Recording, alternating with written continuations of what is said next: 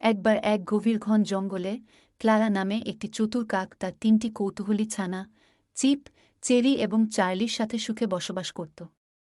Clara তার ছোটদেরকে সম্পদশালী এবং স্মার্ট হতে শিখিয়েছে। এক ঝলসে যাওয়া গ্রীষ্মে বন প্রচণ্ড খরার সম্মুখীন হয়েছিল।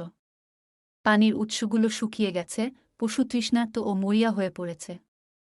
ক্লারা জানত শীঘ্রই তাদের জল খুঁজে বের করতে হবে। তার ছানাদের গাইড করে তারা অক্লান্তভাবে উড়ে গেল এবং প্রতিটি কোণে খোপা খুঁজছিল। অবশেষে ক্লারা একটি গ্রামের কাছে জ্বলে অর্ধভর্তি একটি কলস দেখতে পেল। সে কলসের জলের কাছে পৌঁছতে পারেনি, কিন্তু সে হাল ছাড়েনি। তার বুদ্ধি ব্যবহার করে সে নুড়ি পাথর সংগ্রহ করে এক এক করে কলসিতে ফেলে দেয়। মাত্রা বেড়ে যাওয়ার সাথে সাথে তার ছানাগুলোও তা অনুসরণ করে। চিপ, চেরি এবং চার্লি তাদের মায়ের অনুকরণ করেছিল।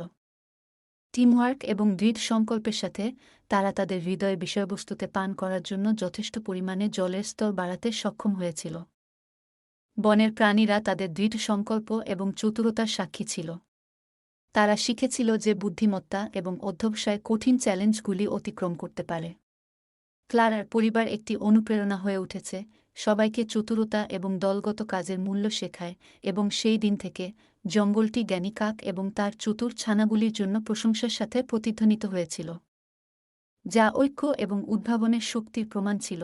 ভিডিওটি ভালো লাগলে চ্যানেলটি সাবস্ক্রাইব করুন এবং একটি লাইক দিন।